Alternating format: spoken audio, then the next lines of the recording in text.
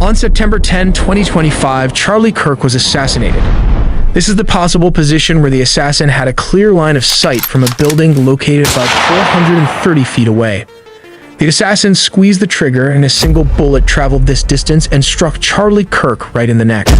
More detail all in the video ahead. Imagine going to a school event with thousands of students, and suddenly, one gunshot changes everything. On September 10th, 2025, a shocking tragedy hit Utah Valley University in Orem, Utah, USA. Charlie Kirk, the founder of Turning Point USA, was shot while speaking on stage. At noon, Charlie sat under a big white tent, microphone in hand, talking to more than 3,000 students. His tour was called Prove Me Wrong, where he invited students to debate and challenge his ideas. But far away, 430 feet up on the rooftop of the Losey Center, a man dressed in black was waiting. From there, he had a clear view of Charlie on the stage. Then bang, one bullet flew across the courtyard and struck Charlie in the neck. He collapsed instantly. The crowd panicked, running in fear, shouting, and searching for safety. Police later found out the shot came from the rooftop. The shooter had used a special rifle to make sure the shot was accurate. After firing, he slipped away through the building and disappeared into the campus. Within hours, federal and state law enforcement joined the case.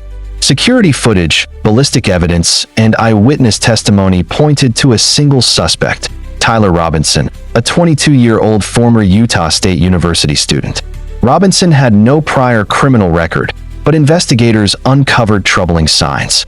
At his residence, they found rifles, ammunition, and spent casings engraved with political messages, some mocking Kirk directly, others referencing anti-fascist slogans. Tyler Robinson, once a bright student, was known for his academic promise. His strong performance had placed him among the top 1% of students in the United States, and he even earned a full scholarship to the University of Utah. But as politics and ideology began to dominate university spaces, conflict followed. Robinson grew increasingly resentful of what he saw as the misuse of academic freedom, where figures like Charlie Kirk, a political activist, used university platforms to promote divisive messages. Kirk's speeches often targeted minorities, calling for restrictions on Muslims, immigrants, and those outside his vision of a Christian America. To Robinson, this was not education but propaganda. He believed such rhetoric turned universities, which should nurture critical thought, into breeding grounds for intolerance. For Robinson, the clash between education and politics became unbearable.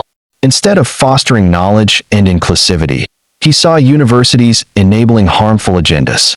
In this tension, he became convinced that educated voices and academic institutions were being treated as enemies, and that the integrity of education itself was under attack. What do you think? Was Tyler right to believe Charlie's words were dangerous, or was Charlie right to share his ideas freely?